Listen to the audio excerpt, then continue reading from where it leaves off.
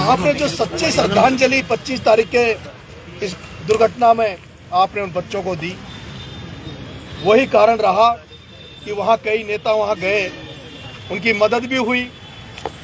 और आज भी मैं देख रहा हूँ कि आज भी जिस तरह से मीडिया के साथी सुबह से यहाँ आए हुए हैं, क्योंकि घटनाएं होती है, दुर्घटनाएं घट जाती है, लेकिन घटनाएं घटने के बाद कुछ समय बाद उन घटनाओं को भुला दिया जाता है। फिर से एक इंतजार किया जाता है कि फिर से कोई घटना घटे और फिर से चर्चा चले। 25 तारीख को जो एक घटना घटी है वो भ्रष्टाचार के कारण घटी है। जिस तरह से भ्रष्टाचार का बरगद का पेड़ की जड़ें हर सरकारी दफ्तर तक पहुंच चुकी है, हर राजनेता तक घर तक पहुंच चुकी है, उसका कारण रहा कि ये घटना घटी है। आज 40 दिन जेल में रहने के बाद मैं जब आज जयपुर में था तो मेरे पास 50 दिन इस घटना को होने के बाद उन बच्चों के परिजन मेरे पास आए। उन्होंने कहा साहब 50 दिन हो गए, हमें न्याय नहीं मिला जो अपेक्षा हम न्याय सरकार से करते थे।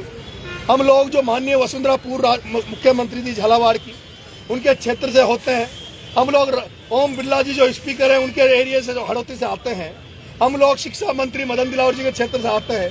हम लोग जो मुख्यमंत्री भजन लाल जी से अपेक्षा करते थे, जिस तरह से मुख्यमंत्री जी और सरकार जिस तरह से एरोप्लेन में मरने वालों को 1 करोड़ रुपए देती है, हम लोग जिस तरह सांप्रदायिक दंगे में मरने वाले को उदयपुर में 50 लाख और सांप्रदायिक दंगे में मरने वाले रामगंज में 50 लाख दिए जाते हैं, तो ये हमारे जो 7 बच्चे मरे वो सरकारी सिस्टम और भ्रष्टाचार की भेंट चढ़ गए, भ्रष्टाचार की वजह से मर गए।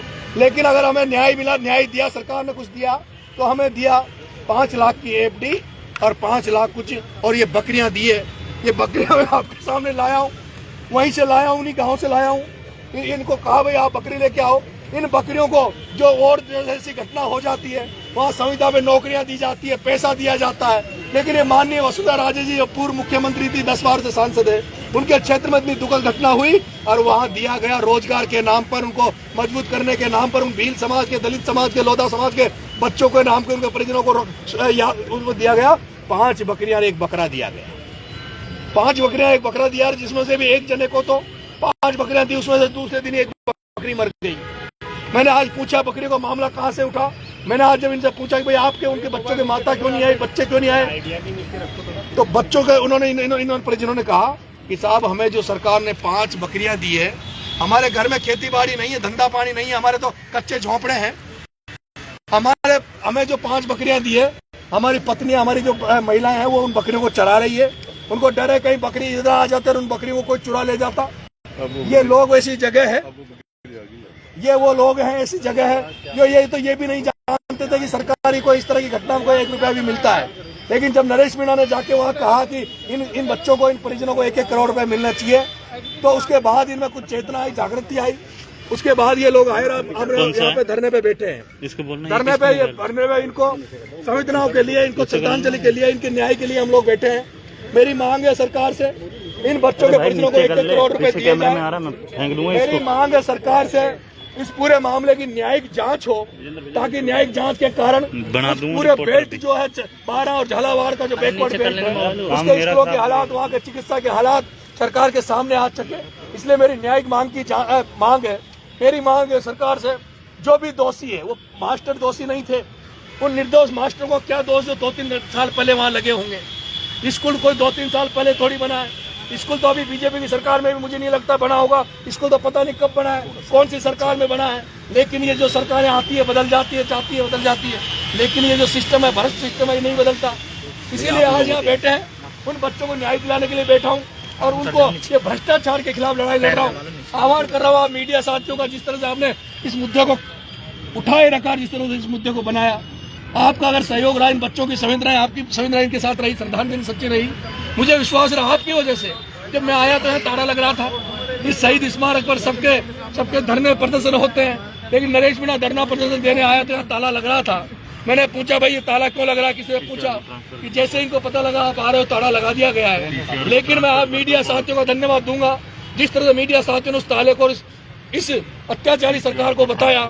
उसके बाद मैं 9 बजे बैठा और 3 बजे के लगभग वो ताला खोला है इन्होंने। ये आप सब मीडिया साथियों की, ये जो युवा साथी बिना बुलाए आए हैं, मैं क्योंकि मुझे पता था अगर मैं मीडिया में लीक कर दूंगा या मैं प्रशासन को इस बात का पता लग जाएगा कि नरेश मीणा परिजनों को लेकर शहीद स्मारक पहुंच रहा है, तो मुझे विश्वास था, जैसे झालावाड़ में उठा के पटक दिया था, नरेश तुझे शहीद स्मारक तो नहीं जाने देगा प्रशासन, बीच में से उठा लेंगे, इन परिजनों को गायब कर देंगे। इसलिए मैं चुपके से अकेला यहाँ आया था, किसी को लेकर नहीं आया। लेकिन जो आपने युवा साथी, छात्र साथी इस गर्मी में, इतनी भयंकर गर्मी में जो आए हैं, मैं राजस्थान की जनता जनार्दन से आह्वान करता हूँ कि भ्रष्टाचार की लड़ाई उसी तरह लड़नी पड़ेगी जैसे नेपाल में लड़ाई लड़ी गई भ्रष्टाचार के खिलाफ, कई देशों में लड़ाइयाँ चल रही है। उसी तरह से जो भ्रष्टाचार इस देश को खोखला कर रहा है, उसके लिए राजस्थान में भी लड़ाई लड़नी पड़ेगी। मैं मेरे रास्ते पर लेकिन सही चल रहा हूँ, इस बात का एहसास हुआ इस यहाँ आकर कि कैसे जब अन्ना हजारे लोकपाल बिल को लेकर जब दिल्ली में बैठा था तो वो भी अकेला बैठा था, लेकिन जनता को लगा कि ये कुछ परिवर्तन करेगा, कुछ बदलाव करेगा। पूरे देश की जनता उलट गई थी। मुझे विश्वास है, भरोसा, अगर मेरी सच्चाई पे, मेरी ईमानदारी पे लोगों को विश्वास है, मेरे त्याग तपस्या पे लोगों को विश्वास है, तो वो भी नरेश मीणा का मदद करने यहाँ जरूर आएगी। मैं आपके सामने घोषणा कर रहा हूँ, इसी वक्त घोषणा कर रहा हूँ आमरण अनशन की। मैं आमरण अनशन की घोषणा कर रहा हूँ। जब तक इन बच्चों को न्याय नहीं मिलेगा, इनकी मांगे पूरी नहीं होगी, मैं अन्न का एक दाना भी अपने पेट में नहीं जाने दूंगा, चाहे उसके लिए मेरे को अपना प्राण भी देने पड़े। मैं दूसरी घोषणा कर रहा हूँ, मैं इस पूरे, जब तक ये धरना चलेगा, मैं मौन धारण रखूंगा, मौन व्रत रखूंगा। 5 मिनट के लिए 3 बजे रोज 5 मिनट के लिए मैं मेरे साथियों से और जो भी रणनीति बनाएंगे उसको लेकर बात करूंगा। पूरे धरने को जिस तरह से मुझे लगता है, अगर राजेंद्र जी भाई साहब यहाँ नहीं आते, गुड्डा साहब, और मैं अकेला था, तो मुझे लगता है अगर राजेंद्र जी गुड्डा टाइम पे नहीं आते तो शायद हो सकता है आज नरेश मीणा किसी थाने में बंद होता, जेल में बंद होता। मैं धन्यवाद दूंगा राजेंद्र गुड्डा जैसे नेताओं को जो इस संकट की घड़ी में खड़े हैं। मैं उन राजस्थान के तमाम नेताओं को, NGO सबको आह्वान करता हूँ कि इस लड़ाई में इन बच्चों को न्याय दिलाने के लिए, बच्चों की संवेदना, इनको सच्ची श्रद्धांजलि देने के लिए आप तमाम लोग निकल जाओ। राजस्थान के जिस भी कोने में रहे, जैसे भारत में किसान आंदोलन चल रहा था, राकेश टिकैत के जब आंसू टपके, और जिस तरह से पूरे भारत से किसान आंदोलन में लोग उमड़ गए थे, मैं चाहता हूं अगर राजस्थान के लोगों में भी कहीं इन बच्चों के लिए सच्ची श्रद्धांजलि है, इन बच्चों के लिए कहीं संवेदनाएं बची है, आप लोग आ जाओ इस शहीद स्मारक में। मैं आपका इंतजार करूंगा। मेरी जब तक अगर नहीं न्याय मिलेगा, जब तक मेरा शरीर आपके लिए इंतजार करेगा। मैं अभी इसी जगह से राजस्थान के 2 नेताओं को मैं मानता हूं, जिनमें मैं भावनाएं मानता हूं। मैं राकेश भेसला है क्या यहाँ पे? राकेश भेसला है क्या? राकेश भेसला। मैं आपको ये भी बताना चाहता हूँ, इन बकरियों को हमने यहीं रखेंगे। भजन लाल जी से वापिस इन बकरियों को कहेंगे, इन बकरियों को ले जाओ। इन बकरियों की जरूरत नहीं है। उन भील समाज के, दलित समाज के बच्चों को, लोधा समाज के बच्चों को इन बकरियों की जरूरत नहीं है। उनको तो शिक्षा की जरूरत है, स्कूल की जरूरत है, उनको कोचिंगों की जरूरत है, निःशुल्क कोचिंगों की जरूरत है। इसलिए इन बकरियों को भजन लाल जी आप ले जाओ। और अगर इन बकरियों से अगर किसी का रोजगार बढ़ता हो तो भजन लाल जी आप इसको ले जाओ। एक मैं आपके माध्यम से, मीडिया के माध्यम से एक निवेदन और कर रहा हूँ। कई मिशन क्राउड फंडिंग के चलते हैं देश में जब कहीं अन्याय होता है, लेकिन मैंने कभी मिशन कभी नहीं चलाया, कभी जनता से, जन सेवा से, जनता से कभी मैंने किसी के लिए पैसा नहीं मांगा, क्योंकि हमारे गाँव में, हमारे इलाके में हर घर में ऐसे हालात है जो हर घर को मिशन की जरूरत है। कई बार मिशन चलते हैं, लोग कहते हैं भाई साहब इस मिशन में आप भी पासपोर्ट करो, आप भी अपने फेस